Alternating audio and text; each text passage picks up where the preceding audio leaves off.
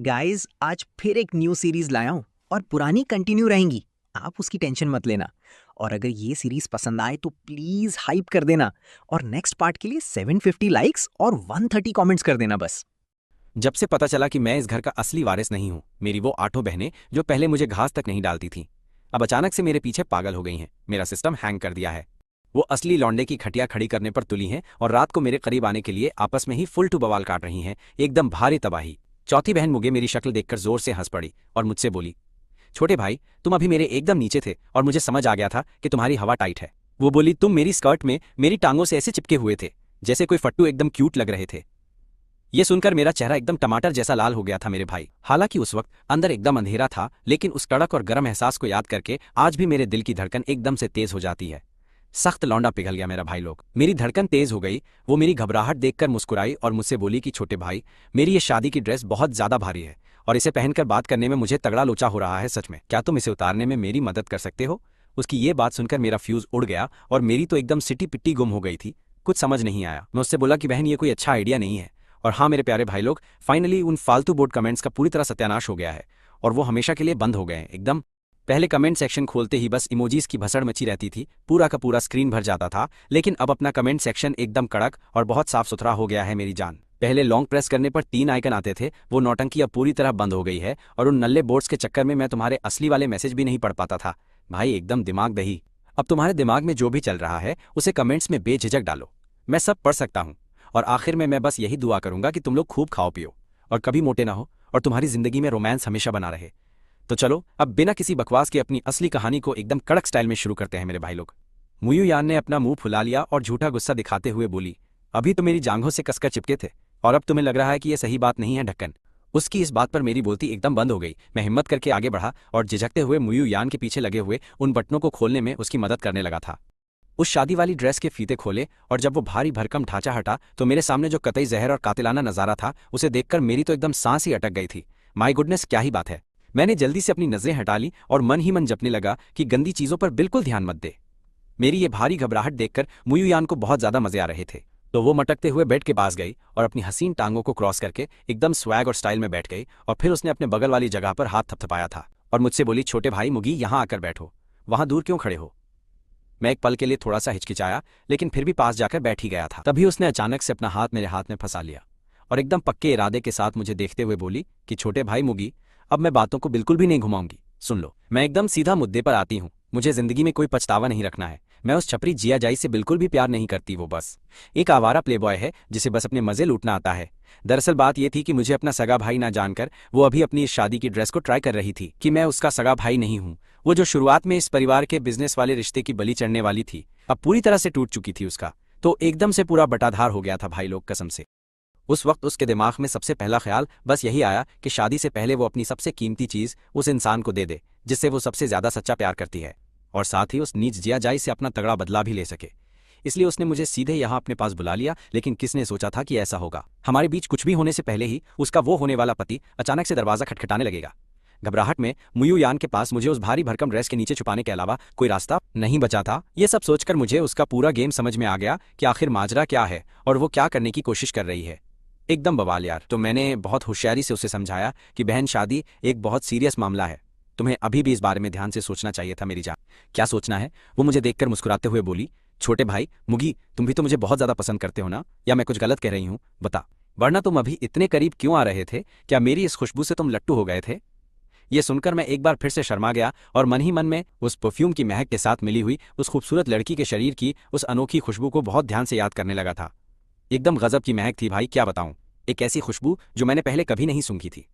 सच में वो कतई जहर थी। मेरी उस शर्म से लाल शक्ल को देखकर मुयुयान की आंखों के किनारे भी धीरे धीरे करके लाल होने लगे थे। वो एकदम रोने लगी थी। वो बोली, परिवार के फायदे के लिए मेरे माँ बाप ने मेरी खुशी की बलि चढ़ा दी और मुझे इस रिश्ते में धकेल दिया। मैं सच में इसे बिल्कुल भी नहीं मानना चाहती थी यार, बिल्कुल भी। मैं अपनी पसंद के इंसान से शादी क्यों नहीं कर सकती? ये बोलते हुए मुयुयान का पूरा शरीर अचानक से मुझसे एकदम चिपक गया और बोली, छोटे भाई मुगी, समझ लो कि तुम्हारी ये चौथी बहन आज तुमसे भीख मांग रही है। मैं पछतावे के साथ शादी नहीं करना चाहती और मैं नहीं चाहती कि इस लंबी शादी में मुझे आज एक बार हिम्मत ना दिखाने का कोई पछतावा हो भाई। और वैसे भी शादी के बाद मैं तुम्हें ढूंढने बिल्कुल नहीं आऊंगी। मैं कसम खाती हूँ, उसकी ये बातें सुनकर मैं तुरंत एक बहुत बड़ी दुविधा में बुरी तरह फंस गया था मेरे भाई। सच में, एक तरफ ये सोचकर कि मुयू यान को जिया जाई जैसे इंसान से शादी करनी पड़ेगी जो कपड़े बदलने से भी ज्यादा तेजी से लड़कियां बदलता है, बहुत गुस्से से मेरी मुट्ठी एकदम कस गई थी, मेरा माथा ठनक गया था पूरी तरह। और दूसरी तरफ वो मेरे साथ हमेशा बहुत अच्छी रही है और मैं उसे एक टूल की तरह इस्तेमाल होते नहीं देख सकता, क्योंकि मुझे खुद पर यह तगड़ा वाला भरोसा है कि एक बार मुयू यान अगर मेरे साथ सो गई तो शायद उसे मेरी एकदम लत लग जाएगी, तो शादी के बाद बहुत मुमकिन है कि वो जिया जाई को बार बार धोखा देगी। पक्का मेरा सिस्टम है। मुयू यान ने देखा कि मैं कुछ नहीं बोल रहा हूं तो वो अचानक मेरे सामने घुटनों के बल बैठ गई और बोली कि वो जिया जाई बाहर मजे क्यों मार सकता है जबकि मुझे एकदम शरीफ बनकर उससे शादी करनी पड़ेगी।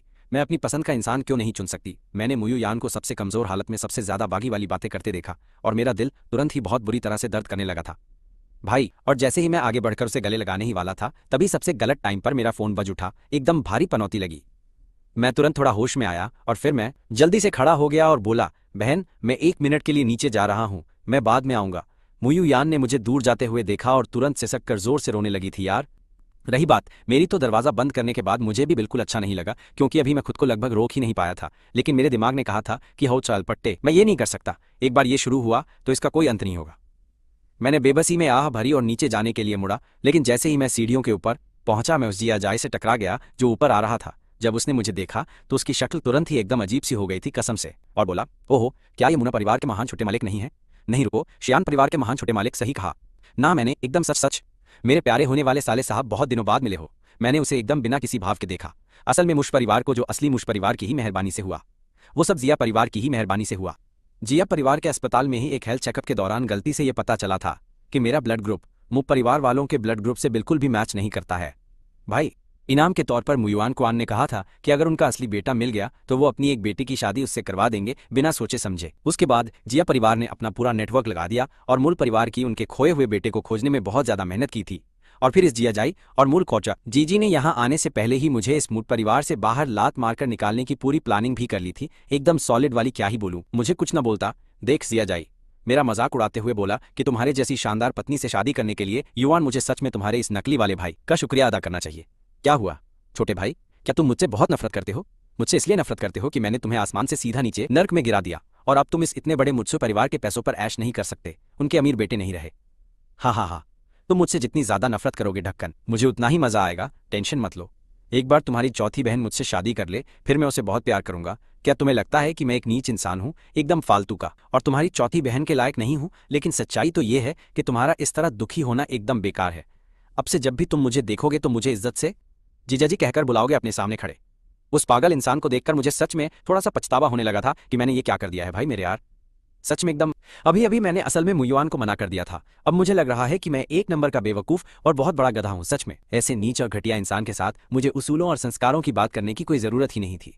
एक ही पल में मेरे दिल के अंदर का कोई खास स्विच एकदम से पूरी तरह से ऑन हो गया था और फिर मेरी कसकर बंधी हुई मुट्ठी बहुत धीरे धीरे आराम से ढीली पड़ने लगी।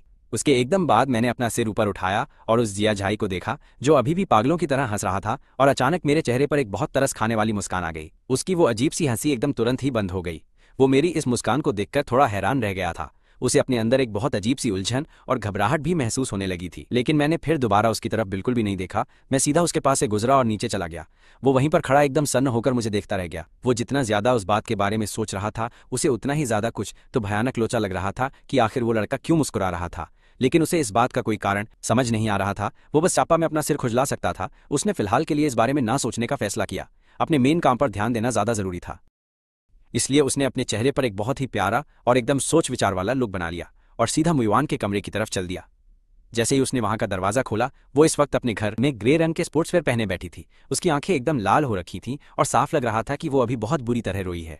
जैसे ही उसने उसको इस घटिया हालत में देखा तो उसने तुरंत ही दिल टूटने का एकदम झूठा नाटक किया और प्यार से उसका चेहरा छूने के लिए अपना हाथ आगे बढ़ा दिया।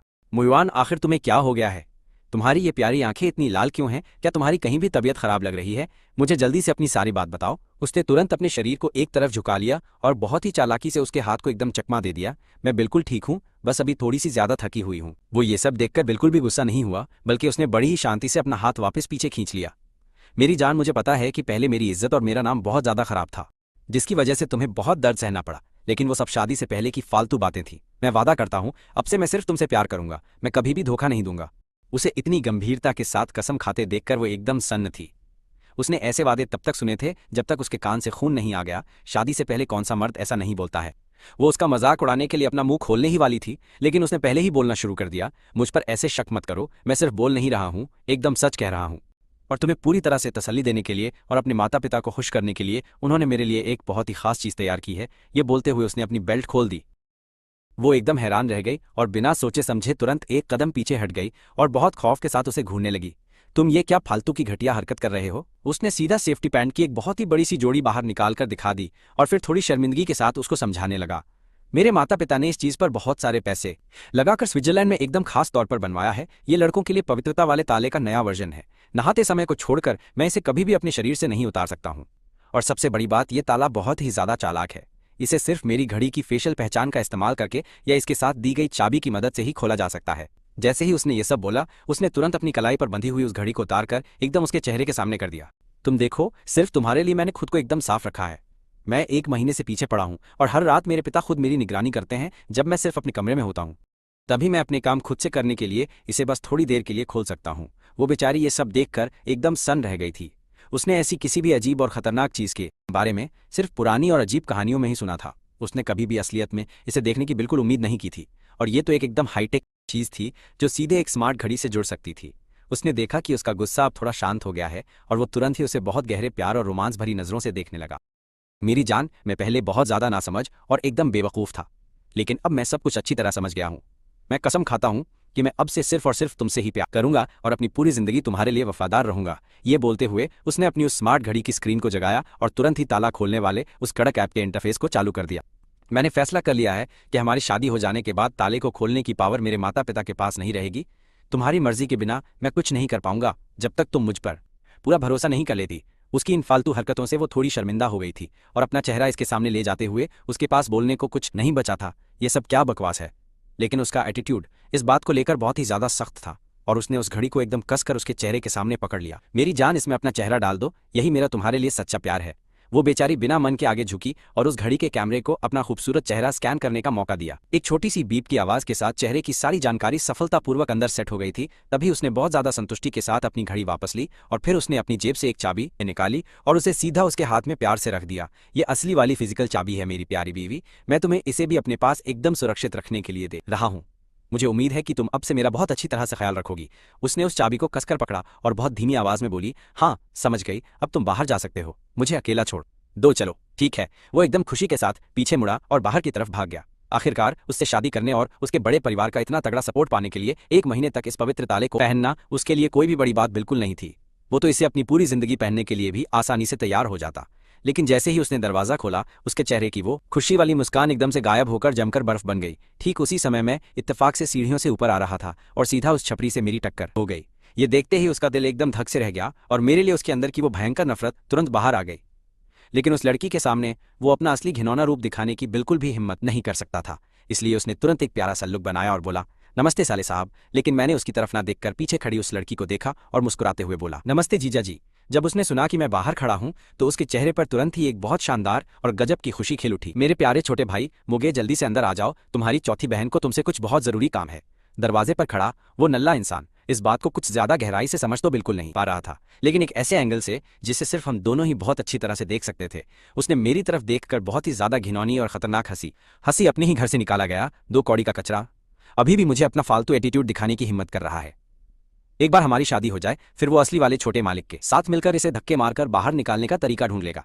जैसे ही वो वहां से गया, मैंने अंदर कदम रखा और बिना एक भी शब्द बोले मैंने तुरंत दरवाजा लॉक कर दिया। मेरी इस हरकत को देखकर उसका दिल तुरंत जोर से धड़कने लगा और मुझे देखने वाली उसकी उन प्यारी आंखों में एक गजब की उम्मीद भरी हुई थी। क्या हुआ, सब ठीक तो है ना? क्या तुमने इस बारे में अच्छी तरह से सोच लिया है? क्या तुम यहाँ मेरी वो अधूरी इच्छा पूरी करने आए हो? उसकी अपनी बात खत्म करने से पहले ही मैंने खुद से उसके एकदम करीब जाने की पहल कर दी, क्योंकि मैं चाहता था कि उस बेवकूफ को पता चले कि जिस भी चीज पर उसे बहुत घमंड है वो मुझे पहले ही मिल चुकी है। पूरे 2.5 मिनट के बाद मैंने बिना मन के उसे अपने से दूर किया। फिर मैंने बहुत जोर से हाँफते हुए उससे कहा, मेरी प्यारी बहन, मैं तुम्हें तुम्हारी उस खूबसूरत शादी वाली ड्रेस में सजी हुई देखना चाहता हूं। जब उसने मेरे मुंह से ये अजीब बातें सुनी तो वो पहले तो एकदम सन्न रह गई, फिर वो जोर जोर से हंसने लगी। मैंने कभी नहीं सोचा था कि मेरा प्यारा छोटा भाई इतना ज्यादा शरारती भी हो सकता है।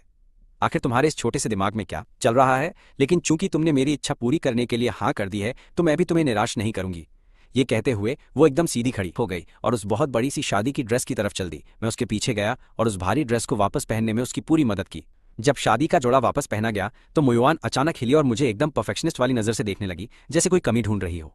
वो मुझसे बोली, मुगे भाई ये कपड़ा तो बहुत बड़ा है, इसका ढांचा भी कतई भारी है, इसमें तो हिलना डुलना भी एकदम दिमाग का दही कर रहा है यार। उसने कहा, क्यों ना मैं टोस्टिंग वाले कपड़े पहन लूं, वो लाल जोड़ा मुझ पर बहुत जंचेगा। ये देखकर मैंने भी बिना सोचे हाँ में अपना सिर हिला दिया और बोला, एकदम ठीक है।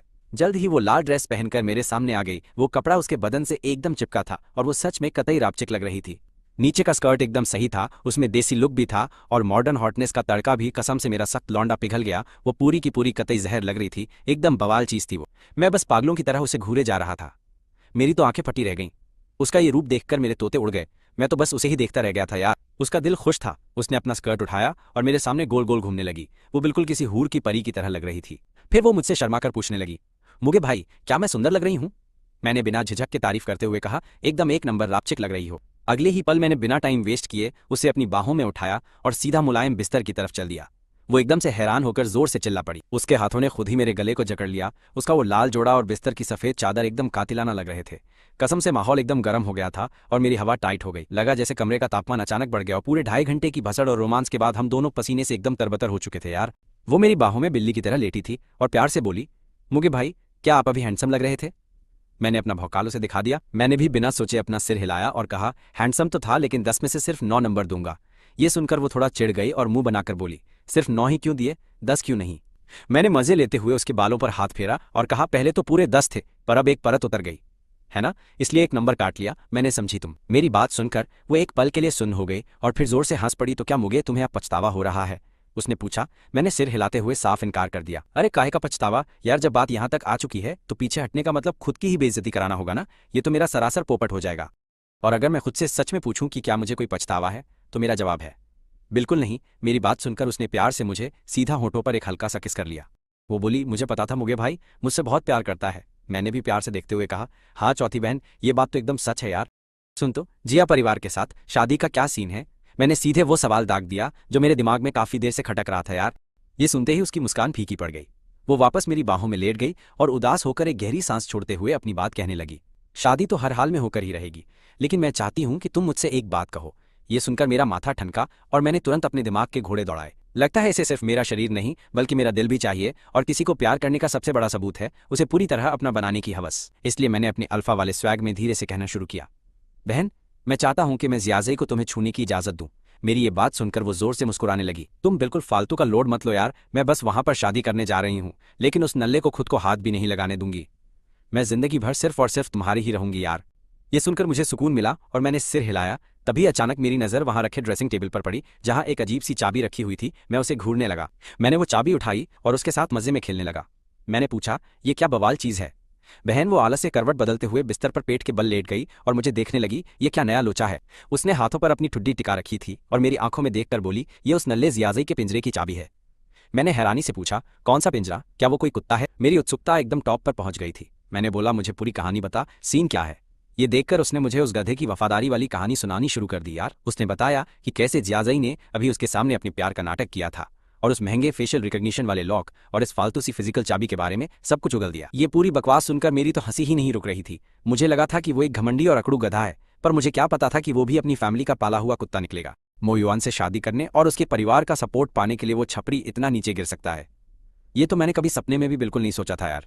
क्या ऐसे नल्ले को कोई मर्द बोल भी सकता है? मेरे चेहरे की ये शातिर मुस्कान देखकर वो भी जोर जोर से हंसने लगी। क्या तुम्हें ये सब कोई डार्क कॉमेडी मूवी जैसा लग रहा है? तो फिर आज से ये तुम्हारे हवाले रही, तुम ही रखना इसे। मैं एकदम शॉक में आ गया। क्या मैं रखूं इसे? क्या तुम सीरियस हो या बस मेरे मजे ले रही हो यार? उसने बिंदास होकर सिर हिलाया। इसे रखने का मुझे कोई फायदा नहीं है, इसे देखकर ही मुझे चिढ़ मचती है, तो मैं इसे तुम्हें दे रही हूं ताकि तुम इसके साथ टाइम पास कर सको। मैंने हाथ की चाबी को घूरा और मेरी स्माइल अपने आप बड़ी होती गई। इसे मेरे पास छोड़ने का मतलब तो यही हुआ ना कि अब पूरा गेम मेरे ही हाथ में है यार। मैं एकदम एयर ट्रैफिक कंट्रोल टावर वाला बॉस बन गया जो उस छपरी की उड़ान को पूरी तरह से कंट्रोल करेगा। अगर मैं चाहूंगा कि वो उड़े तो ही वो हवा में अपनी पतंग उड़ा पाएगा ना, और अगर मेरी मर्जी नहीं हुई तो उसे जिंदगी भर गैराज में सड़ना पड़ेगा। मुझे लगा कि उस फट्टू को पीटने से ज्यादा बवाल तो चाबी अपने पास रखने में है। ये एकदम नेक्स्ट लेवल मजे वाली बात है। इसलिए मैंने बिना ड्रामा किए हाँ में सिर हिला दिया और बोला, ठीक है बहन, तो मैं इसे खुशी खुशी अपनी जेब में रख ही लेता हूँ। लेकिन जैसे ही हम दोनों ने अपने कपड़े पहनकर तैयार होने का काम खत्म किया, अचानक से दरवाजे पर जोर की ठक ठक सुनकर मैंने फट से दरवाजे का ताला खोल ही दिया यार। मैंने दरवाजा खींचा तो एक सुंदर सा चेहरा सामने खड़ा था। उस वक्त मेरी 8वीं बहन मुकेकिन वहां गेट पर खड़ी मुझे ही घूर रही थी यार। वो अपनी बड़ी गोल आंखें मटकाते हुए मुझे हैरानी से घूर रही थी और फिर एकदम से पूछ बैठी कि मुगे भैया, आप चौथी बहन के कमरे से बाहर क्यों आ रहे हो? मेरी तो फटके हाथ में आ गई। मैंने हकलाकर बोला, मैं तो बस यहाँ अपनी बहन की शादी का जोड़ा देखने आया था यार।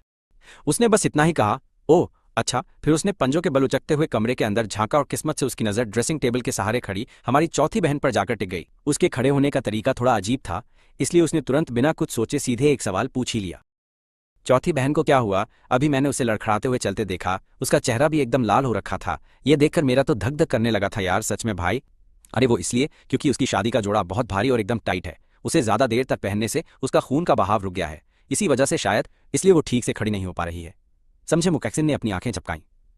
फिर उसने अपने बालों की 2 चोटियां ऐसे क्यों बना रखी हैं जबकि उसे ये स्टाइल बिल्कुल भी पसंद नहीं है? उसने तो यहां तक कहा था कि ये बच्चों जैसा लगता है। ये सुनकर तो मेरी बोलती ही पूरी तरह से बंद हो गई थी कि क्या बोलूं अब। वो एक नया हेयर स्टाइल है जो वो अपनी शादी की ड्रेस के साथ ट्राई कर रही है। क्या तुम्हें नहीं लगता कि ये बहुत ही ज्यादा अनोखा और अलग है ना? मुकैक्सिन को मेरी बात पर कोई शक नहीं हुआ। वो बोली, चलो खाना खाने चलते हैं, सब तुम दोनों का इंतजार कर रहे हैं। लेकिन जैसे ही हम सीढ़ियों के एकदम ऊपर पहुंचे थे भाई, तभी जिया झाई नीचे से ऊपर आ रहा था और मु युयान को देखते ही उसकी आंखों में एकदम से तगड़ी चमक आ गई, जैसे उसने कोई बहुत बड़ा खजाना देख लिया हो साला। इस वक्त युयान का चेहरा एकदम लाल और चमक रहा था, उसकी आंखों में प्यार झलक रहा था और उसका पूरा का पूरा शरीर अंदर से एकदम बाहर तक एक गजब का जादू बिखेर रहा था। कतई जहर लग रही थी। वो चमक एकदम अलग थी जो सिर्फ पूरी तरह से संतुष्ट होने और अंदर तक मजा मिलने के बाद ही आती है भाई। एकदम सुकून झाई ये देखकर खुशी से पागल हो गया और उसका दिल गार्डन गार्डन हो गया। उसे लगा कि ये पक्का उसका वो सच्चा वाला प्यार भरा इजहार ही था, कसम से भाई। और उस चैस्टिटी लॉक वाली वफादारी का असर था जिसने युयान का दिल पूरी तरह से पिघला दिया था। उसे लग रहा था कि वो सख्त लौंडा पिघल गया है अब। फिर उसने युयान के उस चांद के टुकड़े जैसे खूबसूरत और कातिलाना चेहरे को देखा और हकलाते हुए बोला, युयान, तुम और ये दोनों मिलकर अंदर कमरे में आखिर क्या कर रहे थे?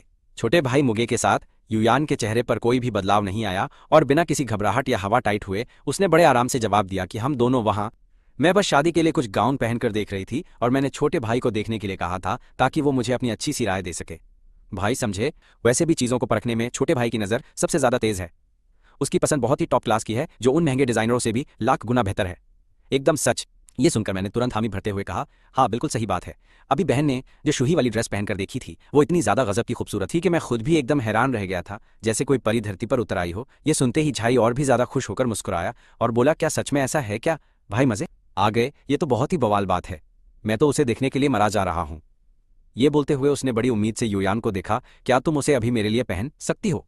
युयान ने अपने चेहरे पर थोड़ी सी शर्म का नाटक करते हुए ना में सिर हिलाया, नहीं हमारी शादी के दिन तक का इंतजार करो ना। झाई बोला, ठीक है, मैं तुम्हारी बात मानूंगा। झाई पूरी तरह से उसके इशारों पर नाचने वाला लट्टू बन चुका था और उसकी शादी की बेकरारी आसमान छूने लगी थी। अब तो सच में हम चारों मिलकर खाना खाने के लिए एकदम नीचे चले गए और रात का खाना खत्म होने के बाद झाई ने खाना पचाने के लिए हवेली में ही थोड़ी देर टहलने की अच्छी सलाह दी थी। भाई युयान चलो थोड़ा घूम कर आते हैं। युयान ने हाँ में अपना सिर हिलाया और फिर बड़ी चालाकी से मेरी तरफ देखकर बोली, छोटे भाई मोगे तुम भी हमारे साथ ही चलो ना। इससे पहले कि मैं कुछ भी बोल पाता झाई बीच में टपक पड़ा और बोला, हाँ छोटे भाई तुम भी आ जाओ, जितने ज्यादा लोग होंगे उतना ही मजा आएगा। सही बात है। मुंह परिवार की हवेली सच में बहुत ही ज्यादा बड़ी थी और रास्ते भर युयान के सामने अपना झूठा भौकाल दिखाने के चक्कर में झाई ने बिना रुके बकवास करनी शुरू कर दी थी। वो एकदम जोकर है यार, तुम दोनों को पता नहीं होगा, लेकिन बिजनेस के अलावा मेरी रेसिंग वाली स्किल्स भी एकदम कड़क हैं। वो फॉर्मूला 1 वाला वर्स्टापेन है ना, तुम दोनों पक्का उसे अच्छी तरह से जानते ही होगे, है ना? वो जो दुनिया का चैंपियन है, पिछले साल मोनाको में हम दोनों ने साथ में बैठकर दारू भी पी थी। वो एकदम मस्त आदमी है। उसने मेरे साथ अपनी एक शानदार फोटो भी खिंचवाई थी, पता है? झाई पागलों की तरह डिंगे हाँक रहा था, बोलते हुए थूक उड़ा रहा था, अपनी ही दुनिया में मगन था और उसे अपने इस फालतू के घमंड का बिल्कुल भी कोई अंदाजा नहीं था यार। लेकिन उसे ये बिल्कुल भी नहीं पता था कि युयान और मैं जो उसके बगल में चल रहे थे, हमने पीछे से एक दूसरे का हाथ पकड़ा था। इस वक्त मेरी उंगलियां धीरे धीरे युयान की हथेली में गोल गोल घूम रही थीं और मैं बीच बीच में उसकी उस मुलायम सी हथेली को प्यार से एकदम कसकर दबा भी रहा था यार। युयान किसी तरह अपनी हंसी रोकने की पूरी कोशिश कर रही थी, जबकि उसे ध्यान से सुनने का नाटक भी करना पड़ रहा था और बीच बीच में सिर हिलाना पड़ रहा था। इससे उसका दिल तेजी से धड़कने लगा था और वो बहुत जोश में आ गई थी। झाई ने काफी देर तक अपनी लंबी लंबी फेंकनी जारी रखी और ये देखकर कि युयान और मैं उसकी बातों में कोई खास मजे नहीं ले रहे हैं, उसने टॉपिक बदलने का सोच लिया। वो बोला, ऐसे बात करने से मजा नहीं आएगा, किसी दिन मैं तुम दोनों को भी उस रेस ट्रैक पे चक्कर लगाने ले जाऊंगा ताकि तुम लोग भी समझ सको कि असली स्पीड क्या होती है। ये सब सुनकर मैंने बड़े ही आराम से कहा कि यार मेरे पास तो कोई ड्राइविंग लाइसेंस ही नहीं है। युयान ने भी इस खेल में मेरा साथ दिया। मुझे अपनी जान बहुत प्यारी है, मुझे ऐसी कोई भी खतरनाक और तेज चीजें बिल्कुल भी पसंद नहीं है। मुझे तो धीरे धीरे साइकिल चलाना और नज़ारों के मजे लेना ज्यादा पसंद है। ये कहते हुए युयान ने अचानक से एकदम पूरी बात पलट दी थी। मुझे पोगा कार बहुत पसंद है, उसे चलाते हुए देखने में जो मजा है वो कहीं नहीं है। मैं तुरंत समझ गया, मुझे भी साइकिल पसंद है, लेकिन मैं विंगार्ड का दीवाना हूं पक्का, क्योंकि उसकी पहाड़ों पर चढ़ने की ताकत सच में एकदम बवाल और गजब की है भाई झाई की।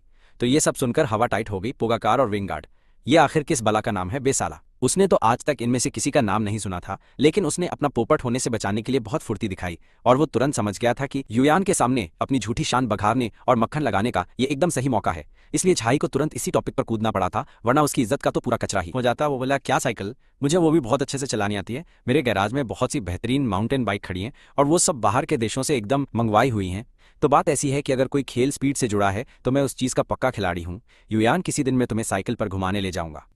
युयान ने थोड़ी देर सुना और फिर अचानक से बड़ी शरारत भरी मुस्कान के साथ मजे लेते हुए पूछा, अच्छा तो जब तुम साइकिल चलाते हो तो तुम्हें कौन सी पोजीशन सबसे अच्छी लगती है? झाई ये सुनकर एकदम सन्न रह गया। साइकिल चलाने में कौन सी पोजीशन होती है भाई? तो उसने बिना कुछ सोचे समझे ही सीधा सा जवाब दे दिया, क्या बस गद्दी पर बैठकर पैडल मारना ही तो होता है? अगर तुम थोड़ा और सही तरीके से पूछो तो अपने शरीर को नीचे झुका लो और पीठ सीधी रखो ताकि हवा का प्रेशर कम हो, बस यही। युयान ने ना में सिर हिलाया। मुझे तो वो ज्यादा पसंद है जब लोग खड़े होकर जोर जोर से पैडल मारते हैं, खासकर पहाड़ों पर चढ़ते वक्त। जरा पोगा कार और विंगार्ड को देख लो, जब असली और तगड़े रेसर हमला करते हैं या बहुत तेज भागते हैं तो वो सब गद्दी से उठकर खड़े होकर पूरा दम लगाते हैं, तभी तो असली मजा आता है। तुम तो इस मामले में अभी भी एकदम नूब हो। मैंने अपनी हंसी कंट्रोल की और मजे लेते हुए बीच में बोला, जीजा जी बहन बिल्कुल सही कह रही है, खड़े होकर पैडल मारना मेरी खासियत है, एकदम कड़क। लेकिन भले ही खड़े होने से आप बहुत तेजी से दौड़ सकें, पर कभी कभी जब चढ़ाई बहुत ज्यादा लंबी होती है तो ज्यादा देर तक जोर लगाने से आपके पैर पक्का थक जाएंगे। ये बोलते हुए मैंने झाई की तरफ एकदम शरीफ और मासूम बच्चे की तरह देखा और बोला, जीजा जी हाल ही में टूर डी फ्रांस देखने के बाद तो मुझे सच में इसका चस्का लग गया है। चलो किसी दिन टाइम निकालकर गांव की तरफ मस्त साइकिल चलाने चलते हैं।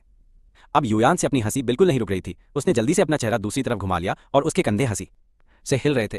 वो एकदम जोर से हंसने ही वाली थी और सोच रही थी, हे भगवान 750, ये लौंडा तो बहुत ही बड़ा हरामी निकला कसम से।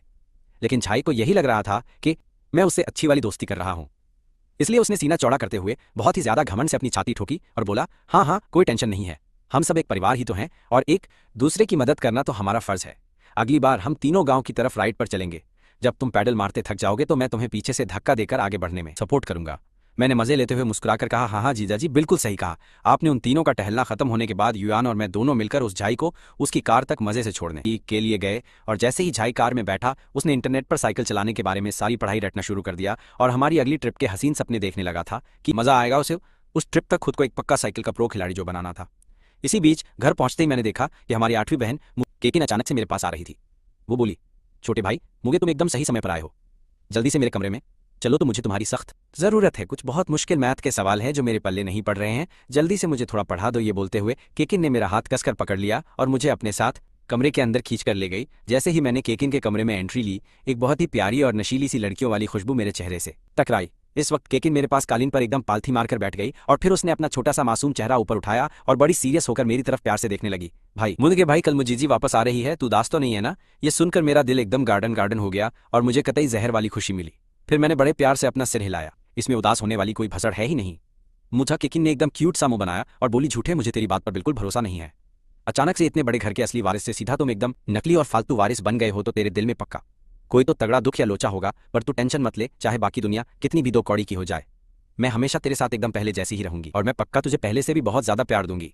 ये बोलते हुए उस बंदी ने एकदम मजे लेते हुए मुझे एक कातिलाना आंख मारी और बोली, पर सच बताऊं तो मुझे तो ये सीन और भी ज्यादा बवाल लग रहा है।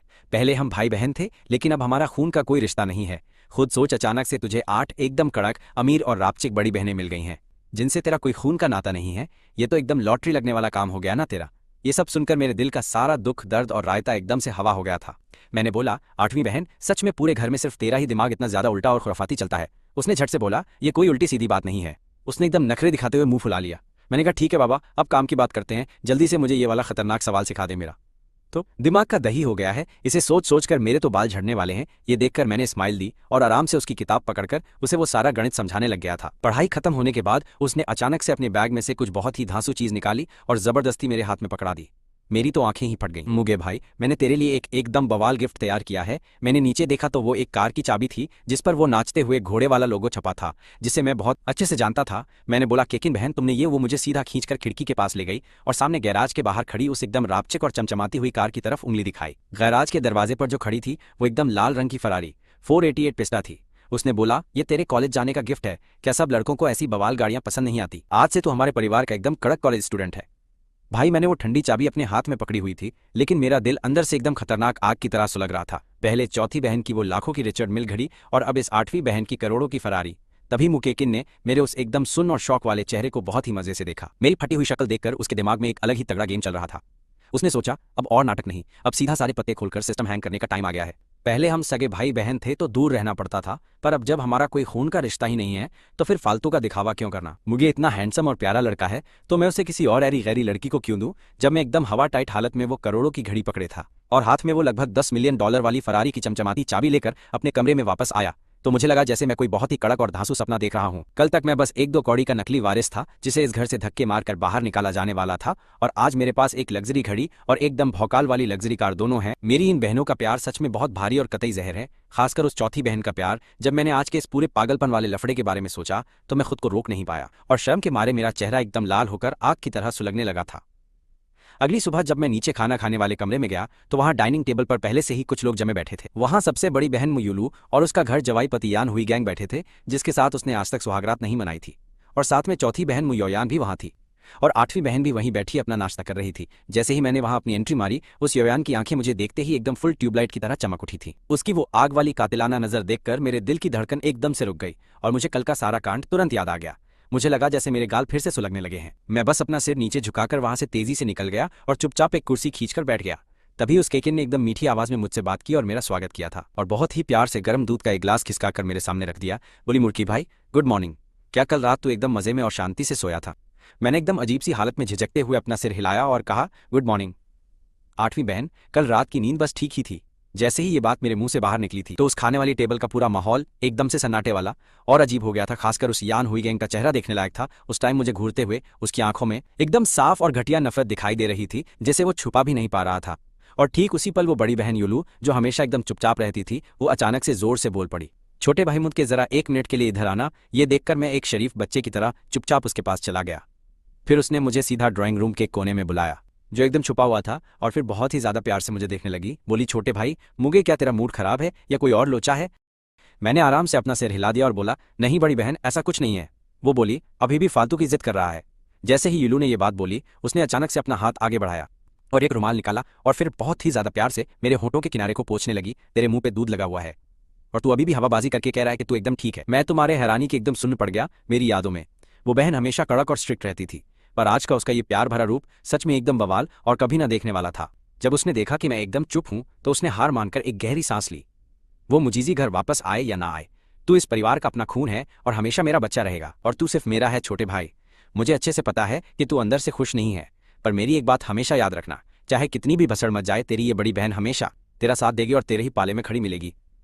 ये बोलते बोलते उस युलू ने अपने महंगे वाले हैंडबैग से एक फोल्डर निकाला और सीधा मेरे हाथों में जबरदस्ती ठूस दिया था एकदम से, और बोली, ये खास तेरे लिए है। मैं एक पल के लिए एकदम से चौंक गया। बड़ी बहन, ये सब क्या है? उसने बस एक बहुत ही हल्की सी और प्यारी स्माइल दी और फिर बोली, ये तेरा गिफ्ट है। उस जीजी के पास भी ऐसा एक है, तो मैं तुझे खाली हाथ और नल्ला कैसे छोड़ सकती हूँ? ये सुनते ही मैंने बिना किसी देरी के सीधा उस फोल्डर को खोला, लेकिन जैसे ही मैंने उसके अंदर की वो कागज वाली चीज बाहर निकाली, मेरी आंखें एकदम से फटी की फटी रह गईं। वो एक प्रॉपर्टी के पक्के कागज थे, जो सीधा जियांचिंग यूनिवर्सिटी टाउन के एकदम बगल में मौजूद एक नई बनी हुई होटल जैसी आलीशान बिल्डिंग के थे, और वहां मालिक के नाम वाली जगह पर 2 बहुत ही बड़े बड़े अक्षरों में मुगे लिखा हुआ था। मैंने तुरंत एकदम सुन्न होकर उस युलू की तरफ देखा। बड़ी बहन, ये तो बहुत ही ज्यादा महंगी चीज है, तू पागल हो गई है क्या? उसने फिर से मुझे एकदम सीरियस होकर घूरा और कहा, इसे चुपचाप रख ले। अब तो यूनिवर्सिटी जाने वाला है तो तेरे पास खुद का एक अड्डा होना चाहिए। पैसे की कोई औकात नहीं है।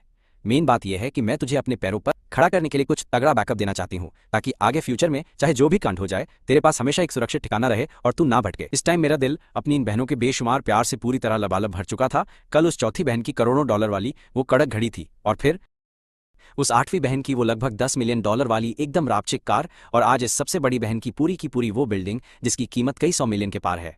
हे भगवान, मेरी ये बहनें आखिर कौन सी जादुई परियां हैं? क्या ये लोग आपस में मुझे महंगे महंगे गिफ्ट देने का कोई खतरनाक वाला कंपटीशन खेल रही हैं? मेरा तो दिमाग दही हो गया, और जैसे ही मैं एकदम इमोशनल होकर पिघलने ही वाला था, तभी मेरे पीछे से 2 बहुत ही खुशबूदार हवा के झोंके आए। वो छोटे भाई मुगे, तू यहाँ इस कोने में बड़ी बहन के साथ चुपके चुपके क्या गुटरगू कर रहा है? ठीक उसी पल 7वीं बहन मुकारेन और 6ठी बहन मुकायाई एकदम से उछलकर मेरे पास आ गई और बहुत ही मजे से मेरे दोनों हाथ पकड़ लिए और अपने हाथों को मेरे हाथों में ऐसे डाल लिया जैसे एकदम नॉर्मल बात हो। फिर कायाई ने मुझे बहुत घूर कर देखा। छोटे भाई जरा अपनी इस पिघली हुई शक्ल को तो देख तू पक्का फिर से इमोशनल हो रहा है क्या? बड़ी बहन ने तुझे फिर से चुपके से कोई धांसू चीज पकड़ा दी है क्या? पर उस कारेन ने एक शब्द भी नहीं बोला।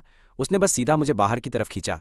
चल चल हमारे साथ बाहर थोड़ा टहलने के लिए चल, बाहर जाके थोड़ी ताज़ी और एकदम कड़क हवा खा ले।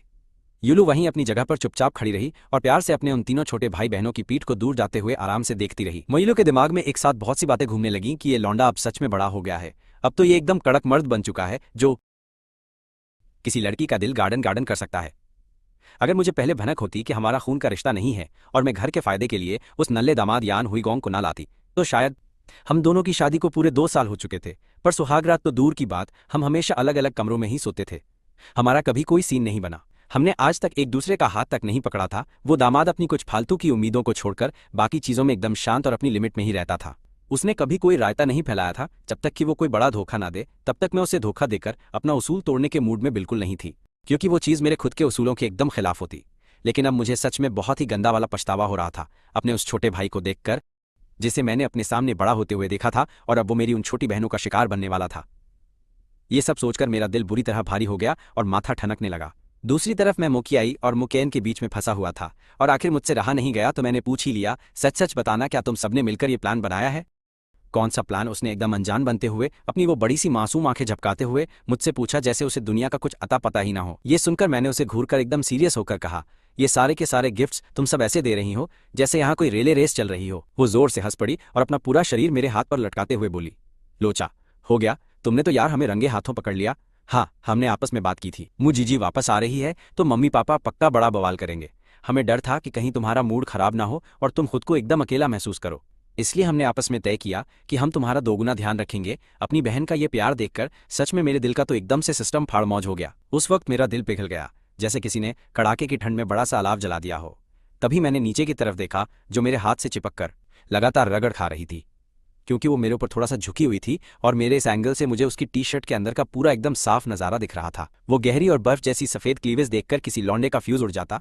भाई, इस कातिलाना नज़ारे को कौन बर्दाश्त कर पाता? मैंने तुरंत अपनी नज़रें घुमा ली और मन ही मन भगवान को याद करने लगा। और तभी एक काले रंग की बड़ी सी गाड़ी बहुत धीरे धीरे हमारी तरफ आई और वहां बस हमसे थोड़ी ही दूरी पर आकर चुपचाप रुक गई। उसके तुरंत बाद गाड़ी का स्लाइडिंग वाला दरवाजा खुला और सबसे पहले वहां एक औरत बाहर निकली जिसने एकदम कड़क और साफ सुथरा बिजनेस सूट पहन रखा था। वो मेरी तीसरी बहन मुतांगशुन थी और उसके एकदम पीछे पीछे एक और अजीब सी बंदी गाड़ी से सीधा बाहर कूदी, जिसने बड़ा सा काला चश्मा और मास्क लगाकर अपना पूरा चेहरा छुपा रखा था। उस बंदी ने झटके से अपना वो चश्मा और मास्क उतारा तो अंदर से एक कतई जहर शक्ल सामने आई जिसे देखकर कोई भी सख्त लौंडा पिघलकर लट्टू हो जाए। फिर उसने एक छोटी चिड़िया की तरह अपनी बाहें फैलाईं और सीधा मेरी तरफ उड़ते हुए आ गई। वो पांचवी बहन मुयुकियान थी। इससे पहले कि मेरा दिमाग कुछ समझता एक महकती हवा आई और मेरे मुंह पर लगी। फिर एक बहुत नरम और गर्म सा शरीर मेरी बाहों में आ गिरा। मैंने देखा उसने मुझे कसकर गले लगा लिया और मेरे गाल पर एक जोरदार पप्पी दे दी। वो बाहर वालों के स्टाइल वाली किस थी और बोली, मेरे प्यारे छोटे भाई, तुम्हारी बहुत याद आ रही थी।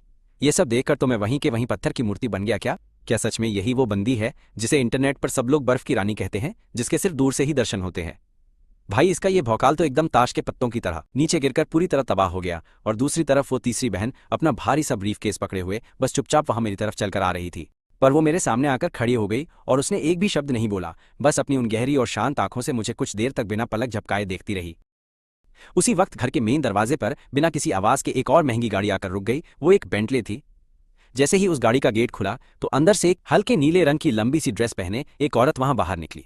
वो कोई और नहीं, मेरी दूसरी बहन मुयुई थी और उसके साथ सबसे बड़ी वाली बहन मुयुलू भी थी। जब उन्होंने देखा कि सारी बहनें आ चुकी हैं तो वो भी घर से बाहर आ गईं और बोली, चलो भाई, अब सब आ गए हैं तो अंदर चलो। घर के अंदर घुसने के बाद उसने अपना गला साफ किया और सन्नाटा तोड़ते हुए सबसे पहले बोली, जब सब आ ही गए हैं तो सीधा काम की बात करते हैं। मैंने आज सबको मुझका स्वागत करने के लिए बुलाया है। मम्मी और पापा चाहते हैं कि हम उसे एकदम परिवार वाला फील दें और मैंने एक बंदे को उसकी पूरी कुंडली निकालने के काम पर भी लगा ही दिया था।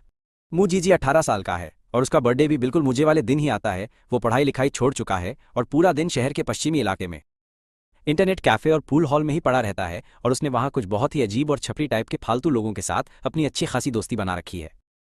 उसका मेन काम बस वहां के आसपास वाले स्कूलों के छोटे बच्चों से जबरदस्ती हफ्ता वसूलना है। उसकी ये बात खत्म होने के तुरंत बाद वहां उस कमरे में एकदम खौफनाक सन्नाटा छा गया, जैसे सांप सूंघ गया हो। हर एक बहन के चेहरे का रिएक्शन देखने लायक था, क्योंकि भाई हफ्ता वसूलने वाला एक सड़क छाप लुक्खा गुंडा हमारी फैमिली का हिस्सा कैसे हो सकता है? क्या सच में यही इनका वो सगा छोटा भाई है? और सबसे पहले जिसका खुद पर से कंट्रोल छूटा और हंसी छूटी, वो सातवीं बहन मुकरेन थी। वो बंदी पागलों की तरह हंसते हंसते पूरी तरह से सोफे पर लुढ़क गई और अपना पेट पकड़कर बोली, अरे भैंस की आंख हफ्ता वसूलने वाला गुंडा, मतलब भाई क्या ही मजाक चल रहा है हमारी जिंदगी में? ये किस सस्ते और छपरी डायरेक्टर की एक्शन मूवी की स्क्रिप्ट चल रही है? भाई क्या उसे लगता है कि वो इस फालतू काम में बहुत हैंडसम दिखता है? मैं पक्का शर्त लगाकर बोल सकती हूँ कि उसने पक्का टैटू बनवा रखा होगा, जैसे उल्टे हाथ पर कोई नीला ड्रैगन और सीधे हाथ पर सफेद बाघ। इतना बोलते ही मुकरेन ने अचानक से अपने दोनों हाथ मेरी गर्दन पर लपेटे और एकदम मजे में मेरे गाल पे एक जोरदार पप्पी दे दी और बोली, भाई सच में हमारा ये वाला छोटा भाई ही एकदम एक नंबर और बेस्ट है। पढ़ने में एकदम टॉपर, दिखने में एकदम साफ सुथरा मुता, परिवार के असली वारिस का भौकाल और स्वैग तो सच में ऐसा ही कड़क होना चाहिए। उसकी ये बात सुनकर मुताह केकिन ने भी अपनी वो प्यारी सी छोटी सी नाक सिकोड़ते हुए मजे में सुनकर हवा टाइट हो गई। वो अपनी गंदी आदतें घर तो नहीं लाएगा। मुझे नहीं चाहिए कि घर से सिगरेट दारू की बदबू आए, कसम से पूरा कबाड़ा हो जाएगा मेरी जान। पांचवी बहन मुयूकियन बोली, अपना छोटा भाई मुझी हमेशा कितनी अच्छी महक देता है, कड़क खुशबू आती है। ये बोलते हुए उसका चेहरा बर्तन के पेंदे से भी ज्यादा काला पड़ गया था, जैसे पनौती लग गई हो। उसने चश्मे उतारे और नाक रगड़ते हुए बोली, ये किस तरह का भद्दा मजाक चल रहा है? तुम लोग मुझे ऐसे लुखे की बहन बना रहे हो जो हफ्ता वसूली करता है? मेरा तो एकदम फ्यूज उड़ गया है। अगर ये खबर बाहर फैल गई तो क्या मेरी कोई इज्जत बचेगी? बाजार में मेरी सारी वैल्यू एक झटके में खाक हो जाएगी, एकदम मेरा पूरा बटाधार हो जाएगा। ये बोलते हुए उसने झुंझलाहट में बाल बिगाड़े और फिर अपना सिर घुमाकर मेरी तरफ देखा। मुझे देखते ही उसकी नजरें अचानक से बहुत ज्यादा कोमल और प्यारी हो गई थी, जैसे मैं कोई गोट हूं। शुक्र है कि अपना मुजी इतना ज्यादा शानदार है कि उसे बाहर ले जाने में अपना ही भौकाल बनता है। जब मेरी अगली फिल्म की शूटिंग शुरू होगी तो मैं तुम्हें सेट पर ले जाऊंगी और वहां मौजूद उन सारी छपरी लड़कियों को जलाकर एकदम से खाक कर दूंगी, ताकि उनका धुआं निकल जाए। हमेशा पानी की तरह शांत रहने वाली अपनी चौथी बहन की आंखों में अब एक अलग ही तेज और खतरनाक वाला खौफ दिख रहा था। अपने घुटने पर रखा उसका हाथ बिना सोचे समझे ही एक मजबूत मुट्ठी में बदल गया था। वो किसी का गेम बजाने वाली थी। मैं उस नल्ले को घर में घुसने की परमिशन नहीं दूंगी। ऐसे गिरे हुए इंसान से हमारे परिवार की इज्जत का कचरा हो जाएगा। और सबसे बड़ी बात क्या होगा, अगर उसने मेरे मुजी को डराया, मैं किसी भी फट्टू को अपने छोटे भाई को नुकसान पहुंचाने नहीं दूंगी। वो अभी बहुत छोटा और प्यारा है, कोई भी उस पर आंख उठाकर नहीं देख सकता है। उसे एक लुक्खे के साथ रखना बहुत रिस्की है। अगर वो बिना मरे बच गया तो चमत्कार ही होगा। उसकी खूंखार नजरों ने मेरे दिल को जोर से हिलाकर रख दिया था और कल रात वाला तमाशा मेरे दिमाग में किसी फिल्म की तरह घूमने लगा था। अभी मुझे ऐसा लग रहा था जैसे वो कोई शेरनी है जो अपने छोटे से बच्चे को बचाने के लिए तैयार बैठी है। जो कोई भी उसके बच्चे को छूने की हिम्मत करेगा वो उसकी धज्जियां उड़ा देगी। ठीक इसी वक्त दूसरी बहन मुयुई, जो अब तक शांत बैठी थी, उसने डरते हुए अपनी आवाज निकाली और बोली, सच कहूं तो भटके हुए इंसान का वापस आना सोने से भी ज्यादा कीमती है। शायद पहले उसके पास कोई भी अच्छा साधन नहीं था भाई, हमें उसे एक मौका देना चाहिए। लेकिन इससे पहले कि वो अपनी बात पूरी कर पाती, उसे कई सारी जानलेवा और घूरती हुई नजरें मिली। वो बेचारी इतना ज्यादा डर गई कि तुरंत ही पीछे की तरफ हट गई और उसकी आवाज पहले से भी ज्यादा दब गई थी। लेकिन हमारा ये घर कोई धर्मशाला नहीं है जहां कोई भी ऐरा गैरा उठकर मुंह उठाकर घुस जाए। ये कोई आम जगह नहीं है। यहाँ की सेफ्टी सबसे ज्यादा जरूरी है और अपना मुजी हमेशा से बहुत अच्छे बर्ताव वाला रहा है और उस पर भरोसा किया जा सकता है। वो कोई भी सड़क छाप आवारा गुंडा नहीं है। अपनी बहनों की ये तुलना सुनकर मेरा तो एकदम माथा ठनक गया और मेरी बोलती बंद हो गई। हे भगवान, वो असली वाला मुजीजी अभी तक यहाँ पर पहुंचा भी नहीं है और इन लोगों ने बातों ही बातों में उसे 100 बार बुरी तरह कूट दिया है और मुझे तो सीधा 7वें आसमान पर चढ़ा दिया है। मेरी इतनी तारीफ कर रही हैं जैसे इस पूरी दुनिया में मेरे जैसा कोई और लेजेंड है ही नहीं। सच कहूं तो ये फीलिंग एकदम कड़क है, लेकिन मुझ पर पहाड़ जितना भारी प्रेशर भी बन गया है। बड़ी बहन मुयुलू ने सबका ये तमाशा देखा और फिर धीरे से बोली, ठीक है अब बस भी करो, हम लोग मम्मी और पापा का फैसला नहीं बदल सकते। मुजीजी आज किसी भी हालत में इस घर में जरूर आएगा। ये बोलते हुए उसने अचानक अपना सिर घुमाया और मुझे देखने लगी। उसकी आंखों में भी मेरे लिए बहुत ही ज्यादा प्यार भर गया था, जैसे मेरा कोई तगड़ा औरा हो। लेकिन इसका मतलब ये बिल्कुल नहीं है कि मेरे मुगा को कोई दुख सहना पड़ेगा। तुम हमेशा हमारे छोटे भाई रहोगे और इस बात को दुनिया की कोई ताकत बदल नहीं सकती। हॉल में चल रही ये बेइज्जती वाली मीटिंग तो खत्म हो गई थी, लेकिन अभी भी हवा में एक अजीब सी टेंशन थी और ऐसा लग रहा था कि सब किसी बड़े दुश्मन के खिलाफ एकजुट हो गए हैं। भले ही मेरी बहनों ने कुछ नहीं कहा, लेकिन उनकी नजरों के इशारों ने पहले ही बाहर वालों के खिलाफ एक बहुत पक्का वाला फैसला कर लिया था। उनका प्लान सिर्फ मुझे ही अंधा प्यार देने का था। इस वक्त मैं सोफे के एकदम बीचों बीच बैठा था और हर तरफ से मुझे अलग अलग तरह की कातिलाना खुशबू आ रही थी और उन सबकी नजरें मुझे घूर रही थी। मुझे ऐसा लग रहा था जैसे मैं कोई बहुत कीमती खजाना हूं। मैं खुश भी था, लेकिन अंदर से मेरी थोड़ी हवा टाइट भी थी। तभी विला के बाहर से एक गाड़ी की जोरदार आवाज आई।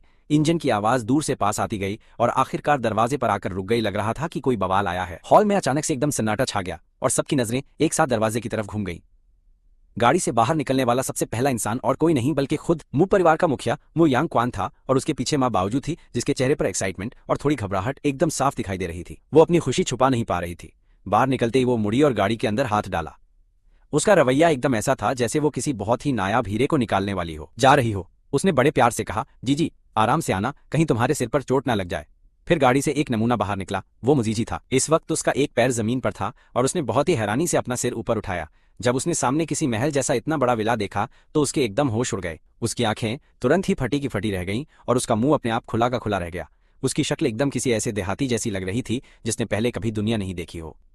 फिर मुजीजी ने एकदम छपरी और टपोरी वाले टोन में बोला, अरे मम्मी पापा, क्या ये हमारा घर है भैंस की आंख? ये तो एकदम कतई जहर और बवाल लग रहा है यार। बाओजू ने बहुत प्यार से उसका सिर सहलाया और बोली, हाँ मेरे बच्चे शाओ जी, यही तुम्हारा असली घर है। अब से तुम यहीं पर रहोगे और कोई तुम्हें डरा नहीं पाएगा। मुयांग क्वान ने माथा सिकोड़ा। वो अपने बेटे के इन छपरी कपड़ों और बात करने के घटिया तरीके से बहुत चिढ़ा हुआ था, लेकिन उसने अपने गुस्से को कंट्रोल कर लिया और एकदम शांत आवाज में बोला, अंदर जाने से पहले अपनी फालतू कपड़े बदल लो। मुजीजी ने बहुत ही अजीब सी शक्ल बनाई और बोला, कपड़े बदलना? क्यों भाई, क्या लोचा है ये सब? मेरे ये कपड़े कितने ज्यादा भारी और कड़क लग रहे हैं। मैंने इन्हें जानबूझकर पहना है। ये मेरी सबसे तगड़ी ड्रेस है। मोहल्ले के सारे लौंडे कहते हैं मैं एकदम बवाल दिखता हूँ। मोयांग क्वान के मुंह का कोना गुस्से से फड़का, लेकिन आखिर में उसने कुछ भी नहीं कहा और बस एक लंबी सी सांस छोड़कर अपनी खराब किस्मत पर रोने लगा था। भाई मुजीजी का ध्यान बहुत जल्दी वहां खड़ी उन महंगी और शानदार गाड़ियों की तरफ चला गया, खासकर उस चमकती हुई लाल फेरारी की तरफ जो एकदम तगड़ी लग रही थी। वो फेरारी 488 जो मुझे 8वीं बहन मुकेक्सिन ने दी थी, उसकी आंखों में लालच और जलन साफ दिख रही थी। उसका मन कर रहा था कि भागकर उसे चूम ले। वो वहीं जाकर उसे जीभ से चाटने के लिए मचल रहा था। धत तेरी फेरारी, ये किसकी गाड़ी है? ये तो एकदम एक नंबर और रापचिक लग रही है। इधर विला के हॉल में सबसे बड़ी बहन मुई यूलू ने बाहर से आ रहे इस शोर को सुना और वो सबसे पहले अपनी जगह से खड़ी हो गई। वो पक्का आ गया है, बहनों चलो बाहर चलकर उसका स्वागत करते हैं। ये सुनकर दूसरी बहन मुयुई बहुत हिचकिचाते हुए अपनी जगह से खड़ी हुई।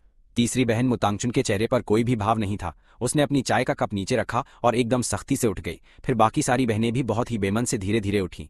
ठीक इसी वक्त सातवीं बहन मुकरेन और पांचवी बहन मुयूकियन दोनों एक ही साथ बुदबुदाई और उनके चेहरे पर बहुत तगड़ा वाला गुस्सा एकदम साफ दिख रहा था। क्या फालतू का स्यापा है यार। पूरे कमरे में सिर्फ चौथी बहन मुयुयान ही एक ऐसी थी जो अपनी जगह पर किसी बड़े मजबूत पहाड़ की तरह एकदम बिना हिले डुले शांति से बैठी रही। वो बस सोफे पर बैठी रही और उसका अपनी जगह से हिलने का कोई भी इरादा नहीं था।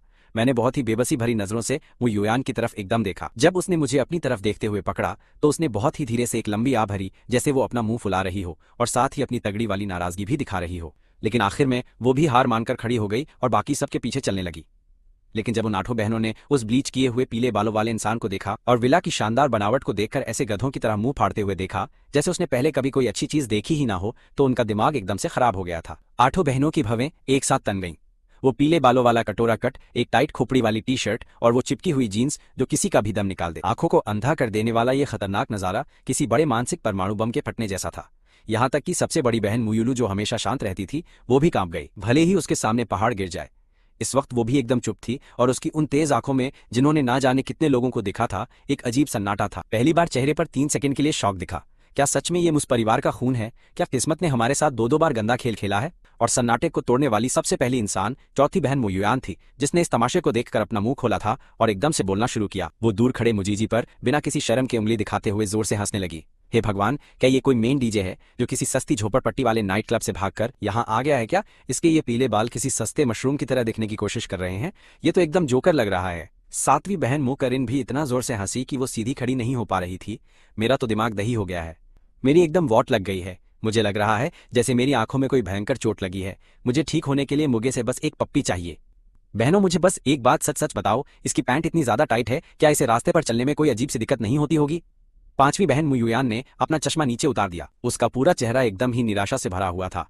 मैं आज से ये ऐलान करती हूँ कि मैं मु परिवार से 1 घंटे के लिए सारे रिश्ते तोड़ रही हूँ। आठवीं बहन मुकेक्सन ने भी मेरे कान में धीरे से फुसफुसाया।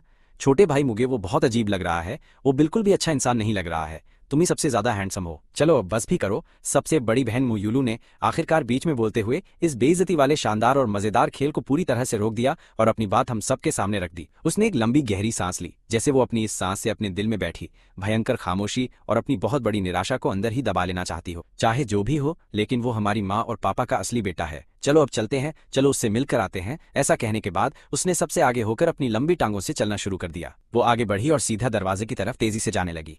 बाकी बची हुई सभी बहनों ने भी तुरंत एक दूसरे की तरफ देखा। हालांकि उनके चेहरों पर अभी भी मुस्कान और एकदम नफरत वाला लुक था, फिर भी वो सब उसके पीछे पीछे गईं। और दूसरी तरफ वो मुजीजी आखिरकार अपनी उस शानदार लग्जरी कार वाले अजीब सपने से पूरी तरह से जाग गया था और अपने माता पिता के पीछे विला के दरवाजे तक पहुंच गया। जब उसने उन 8 औरतों को विला से बाहर आते देखा तो वो एकदम सन्न रह गया। क्या यही मेरी 8 बहनें हैं? ये तो कतई जहर हैं। मेरी हार्ड ड्राइव वाली उन सारी टीचरों से 100 गुना ज्यादा खूबसूरत और एकदम बवाल लग रही हैं। इस पल वो सिर्फ सीधा ही घूर रहा था। उसे लग रहा था जैसे उसके मुंह से लार टपकने वाली है और उसने अनजाने में ही अपना वो एक खास आशिकों वाला लुक बना लिया था, जो उसे बहुत ज्यादा हैंडसम लगता था, जिसे वो अक्सर सड़क पर लड़कियों को छेड़ने के लिए इस्तेमाल करता था। फिर उसकी नजर एकदम किसी तेज स्कैनर की तरह चालू हो गई। वो बहुत ही बेशर्मी से उन 8 बहनों को ऊपर से नीचे तक ताड़ रहा था और बहुत ही ज्यादा मजे में हाथ हिलाते हुए बोला, नमस्ते मेरी प्यारी बहनों, मैं आ गया। मैं मुजीजी हूँ, तुम्हारा अपना असली वाला छोटा भाई। उसकी उस घटिया सी नजर में बिना छुपी हुई हवस और बहुत ही ज्यादा गंदी वाली जांच पड़ताल एकदम साफ दिख रही थी, और उसकी उस नंगी हवस को देखकर उन सारी बहनों के चेहरे के भाव एक ही पल में एकदम सख्त और ठंडे होकर बर्फ बन गए थे। मुंह यांकवान और बावजू को भी अपने नल्ले बेटे की इस बड़ी बेवकूफी का तुरंत ही एहसास हो गया था और उनके चेहरे भी बहुत ज्यादा अजीब और शर्मिंदा से हो गए। जियाओ जी, जरा तमीज से बात करो। अरे हाँ, तो क्या मैं सिर्फ अपनी बहनों को अच्छी तरह से जानने और समझने की कोशिश ही तो कर रहा हूं ना। वो बिल्कुल फिक्र नहीं कर रहा था और उसने खुद ही हाथ मिलाने के लिए अपना हाथ बेशर्मी से उन सबके सामने बढ़ा दिया। सबसे बड़ी बहन मुसीयुलू ने बिना किसी भी भाव के अपना हाथ आगे बढ़ाया और उससे हाथ मिलाया। वो एहसास एकदम बहुत ठंडा था, बस एक हल्का सा छूना और फिर तुरंत ही छोड़ देना, जैसे वो कोई सबसे उबाऊ और बहुत ही फॉर्मल सा बिजनेस वाला काम पूरा कर रही हो। दूसरी बहन मुयुई ने डरते हुए अपना हाथ आगे बढ़ाया था। जैसे ही उसकी उंगलियों ने उसकी हथेली को छुआ, उसने तुरंत अपना हाथ ऐसे पीछे खींच लिया जैसे उसे कोई भयंकर करंट लग गया हो, और उसने अपना सिर और भी ज्यादा नीचे झुका लिया था। तीसरी बहन मुतांगचुन का हाथ मिलाने का तरीका भी एकदम स्टैंडर्ड और सीधा सा था। उसकी नजर बिल्कुल ही शांत और बिना किसी हलचल के थी, जैसे कि वो किसी मिलने आए हुए आम नागरिक का बस ऐसे स्वागत कर रही हो। जब चौथी बहन मुयुयान की बारी आई तो उसने अपने हाथ बांध लिए और नीचे उस मुई की तरफ बहुत जीजी के उस फैले हुए हाथ को देखा। उसके मुंह के किनारे पर एक बहुत ही ज्यादा मजाक उड़ाने वाली ठंडी मुस्कान थी। फिर उसने धीरे से अपना वो बहुत ही नाजुक हाथ उठाया, जिस पर एकदम कड़क और शानदार फ्रेंच मैनिक्योर हो रखा था, लेकिन उसने उसका हाथ बिल्कुल नहीं पकड़ा, बल्कि अपनी लंबी पहली और बीच वाली उंगली को ऐसे आगे बढ़ाया जैसे कि कोई सिगरेट पकड़ी हो, और फिर हल्के से मुंह जीजी की हथेली को छुआ। उसका ये काम पूरी तरह से दिखावे और एकदम भयंकर नफरत से भरा हुआ था। मुंह जीजी के चेहरे की वो फालतू मुस्कान एकदम जम गई। इससे पहले कि वो कोई भी फालतू का रिएक्शन दे पाता, धूप का चश्मा पहने हुए पांचवी बहन मुयुकियान तुरंत आगे आई। उसने उस छपड़ी की तरफ एक बार देखा तक नहीं और बस अपनी ग्लव्स पहनी हुई उंगलियों से उसके हाथ को पानी पर उड़ने वाली किसी ड्रैगन फ्लाई की तरह हल्का सा छुआ, फिर तुरंत ही ऐसे पीछे खींच लिया जैसे उसने किसी बहुत गंदी चीज को छुआ हो। हाथ मिलाने का वो पूरा का पूरा खेल बहुत ही ज्यादा अजीब और भयंकर ऑकवर्ड फीलिंग से भरा हुआ था। वो तबाही मचाने वाला घटिया हाथ मिलाने का खेल आखिरकार अपने अंत तक पहुंच गया, जहां मुजीजी अभी भी अपनी वो एकदम झूठी और फालतू की मुस्कान चिपकाए खड़ा था। 8 बहनों का काम खत्म हो चुका था और अब मेरी बारी थी। उसकी नजर बहनों से हटी और सीधा आखिर में खड़े मुझ पर आकर टिक गई। बस इस एक नजर के साथ ही उसके चेहरे की वो हंसी तुरंत गायब हो गई और उसकी जगह बिना छुपी हुई एक बहुत भयंकर नफरत ने ले ली थी। ये 2 कौड़ी का झूठा इंसान अभी तक यहाँ से दफा क्यों नहीं हुआ है? अभी भी इंसानों की तरह कपड़े पहनकर यहाँ छोटे मालिक बनने का नाटक कर रहा है। आखिर ये खुद को समझता क्या है? मुजीजी ने अपने मन ही मन में उसका गंदा मजाक उड़ाया। वो इस झूठे इंसान को आज सबके उसकी औकात दिखाना चाहता था, ताकि उसे पता चले कि इस बड़े घर का असली मालिक आखिर कौन है। लेकिन मैं बहुत ही ज्यादा शांत था और अभी भी मेरे चेहरे पर एक बहुत ही प्यारी और शरीफों वाली मुस्कान थी। मैंने खुद से ही एक कदम आगे बढ़ाया और प्यार से हाथ आगे कर दिया। नमस्ते, मेरा नाम मुजीजी है। लेकिन मुजीजी ने ऐसा बर्ताव किया जैसे उसने मेरे उस फैले हुए हाथ को देखा ही ना हो और ना ही मेरी बात सुनी हो। उसने सीधा अपना सिर घुमाया और अपनी बगल में खड़ी माँ बावजू की तरफ बहुत ज्यादा नखरे वाले और बच्चों जैसे अजीब मुंह के साथ देखने लगा। माँ, मुझे बहुत तेज भूख लगी है, चलो जल्दी से खाना खाएं। मैंने सुना है कि घर का महाराज बहुत ही मजेदार खाना बनाता है। मेरा आगे बढ़ा हुआ हाथ हवा में ही जम गया। उस पल हवा भी एकदम सन्न हो गई थी और वहां तुरंत ही एक बहुत भयंकर और अजीब सी ऑकवर्ड फीलिंग पूरी तरह फैल गई। मेरे चेहरे पर हैरानी की एक झलक आई, लेकिन मैंने तुरंत खुद को संभाला और बहुत ही शांति से अपना हाथ पीछे खींचने की तैयारी करने लगा। लेकिन तभी साइड में खड़ी मु योयान की आंखें एक ही पल में एकदम लाल हो गई। इस वक्त वो एकदम किसी खूंखार और गुस्से में पागल शेरनी की तरह लग रही थी। उसके पूरे शरीर से एक बहुत खतरनाक वाइब आ रही थी और ऐसा लग रहा था जैसे वो अभी तुरंत आगे दौड़कर उस पर हमला कर देगी। लेकिन उसके सबसे करीब खड़ी दूसरी बहन मुयुई की आंखें और हाथ बहुत तेज थे। उसने तुरंत ही एक हाथ से उसे एकदम कसकर पकड़ लिया था और बोली, युयान, बिल्कुल भी फालतू में भड़क मत। हालांकि दूसरी बहन खुद भी बहुत ज्यादा गुस्से से कांप रही थी, लेकिन उसकी समझदारी उसे बता रही थी कि वो यहाँ पर कोई बड़ा तमाशा नहीं कर सकती। युयान ने बुरी तरह खुद को छुड़ाने की कोशिश की। मुझे छोड़ दो, इसकी हिम्मत कैसे हुई हमारे मुगे के साथ ऐसा करने की? दूसरी तरफ 8वीं बहन मुकैक्सिन भी बहुत ज्यादा गुस्से में थी। उसका वो बहुत ही छोटा प्यारा और एकदम मुलायम सा चेहरा गुस्से के मारे एकदम लाल हो गया था। उसके गाल फूल गए थे। इस छपरी की इतनी हिम्मत कैसे हुई? इसने छोटे भाई मुगे के साथ ऐसा घटिया बर्ताव कैसे किया? अगर ये अभी हमारे माँ बाप और इतनी सारी बहनों के सामने ऐसा काम करने की जरूरत कर रहा है तो फिर हमारी पीठ पीछे क्या ये हमारे छोटे भाई मुगे को तड़पा तड़पा कर एकदम जान से नहीं मार डालेगा? यही बात सोचकर ही मुतकैक्सिन का दिल बहुत बुरी तरह से घबरा गया। अगले ही सेकंड उसने कुछ ऐसा किया जिसकी वहां मौजूद किसी भी इंसान को बिल्कुल उम्मीद नहीं थी। बाकी सभी लोगों को पूरी तरह से इग्नोर करते हुए वो बहुत तेजी से मेरे पास आई। फिर वहां खड़े सभी लोगों की एकदम फटी हुई हैरान आंखों के सामने उसने अपना छोटा सा प्यारा हाथ बढ़ाया और मेरे उस हाथ को कसकर पकड़ लिया जो अभी भी हवा में ही लटका हुआ था, और बोली, छोटे भाई मुगे, चलो अब हम अंदर चलते हैं। उसकी इस प्यारी हरकत ने मेरे दिल की उस सारी ऑकवर्ड फीलिंग को एक ही झटके में खत्म कर दिया। मैंने नीचे देखा और उस मुचुकू केक्सिन को अपनी उन बड़ी साफ और टूटे हुए दिल वाली प्यारी आंखों से मुझे ऐसे देखते हुए पाया जैसे वो मुझसे कह रही हो कि तुम डरना मत, मैं हूं। अभी भसड़ खत्म नहीं हुई थी। सातवीं बहन मुकेरिन भी तुरंत चलकर मेरे पास आ गई और प्यार से मेरा दूसरा हाथ अपने हाथों में कसकर पकड़ लिया। उसने जानबूझकर ताना मारते हुए मजे लेने वाले अंदाज में बोला, मेरा प्यारा भाई कितना ज्यादा सुंदर और एकदम कड़क लग रहा है। चल मैं तुझे अंदर ले जाकर कुछ बहुत ही बढ़िया और स्वादिष्ट सा खाना खिलाती हूँ। पांचवी बहन मु यूकेन तो कतई जहर थी। उसने चश्मा उतारा और अपनी उन कातिलाना आंखों से देखा जो दुनिया को पल भर में अपना दीवाना बनाने और लट्टू करने के लिए काफी थी। उसने उस छपरी मुगली गी को एकदम ठंडी और गुस्से वाली नजर से घूरा, फिर मेरे कान में फुसफुसाते हुए बोली, प्यारे भाई आज के बाद ऐसे 2 कौड़ी के नल्ले इंसान से दूर ही रहना, ये तेरी औकात एकदम गिरा देगा। मेरी सभी बहनों ने एक एक करके अपनी बात रखी और मुझे बीच में घेर लिया। उन्होंने अपनी हरकतों से साफ कर दिया था कि वो पूरी तरह से मेरे साथ खड़ी हैं। यार मुई यानकुआन और बाओजू के चेहरों का रंग उड़ चुका था। उनकी हालत बहुत खराब थी।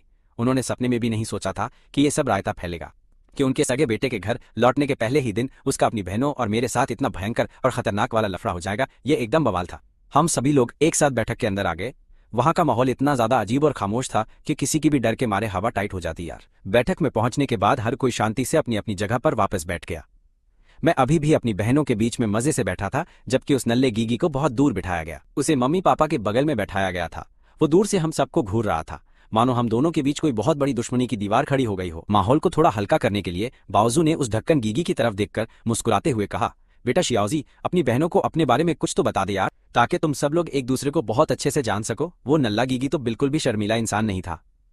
ये सुनते ही वो पूरे स्वैग में तुरंत सोफे से उठकर खड़ा हो गया। यार उसने अपना गला साफ किया और फिर से खुद को दुनिया का सबसे सुंदर इंसान समझने वाला वो घटिया और अजीब सा मुंह बना लिया एकदम जोकर। ही नमस्ते मेरी प्यारी बहनों, मेरा नाम मुगीगी है। आप लोग मुझे प्यार से छोटा भाई श्याओजी बुला सकती हैं। वैसे तो मेरे अंदर कोई बहुत महान और बड़ा हुनर नहीं है, बस शहर के पश्चिमी इलाके में लोग मुझे थोड़ा बहुत जानते हैं। वहाँ की सारी कंप्यूटर दुकानों और गेम खेलने की जगहों पर मेरा ही सिक्का चलता है और लोग मुझे इज्जत देते हैं। अगर आप बहनों को भविष्य में वहाँ घूमने फिरने जाना हो तो बस मेरा नाम ले लेना, पक्का आपको भारी छूट और एकदम बढ़िया फायदा मिल जाएगा। मुयुयान ने अपनी आंखें घुमाई और ताना मारते हुए बोली, कंप्यूटर की दुकानें और गेम खेलने की जगहें क्या ये हमारे जैसी ऊंचे खानदान की लड़कियों के लायक हैं? ये एकदम घटिया और 2 कौड़ी की बात है यार।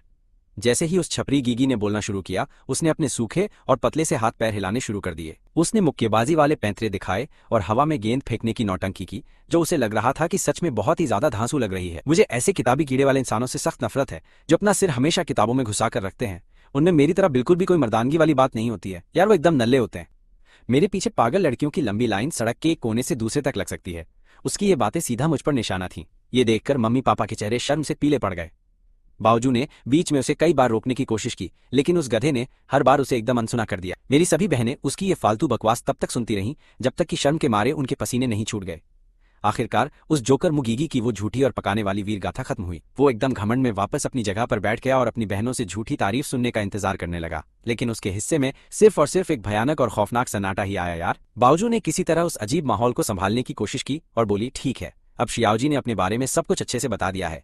तुम लड़कियों को भी शियाओजी को अपने बारे में कुछ बताना चाहिए। चलो युलू से ही शुरुआत करते हैं। सबसे बड़ी बहन मु युलू ने बिना किसी भाव के एकदम रूखेपन से बोलना शुरू किया, शियाओजी, मेरा नाम मु युलू है और मैं तुम्हारी सबसे बड़ी बहन हूँ। फिलहाल मैं अपने ही परिवार की कंपनी को संभालने में सबकी मदद करने का काम करती हूँ। भले ही उसकी बात बहुत छोटी थी, लेकिन उसने काम की सारी बातें कह दी थी।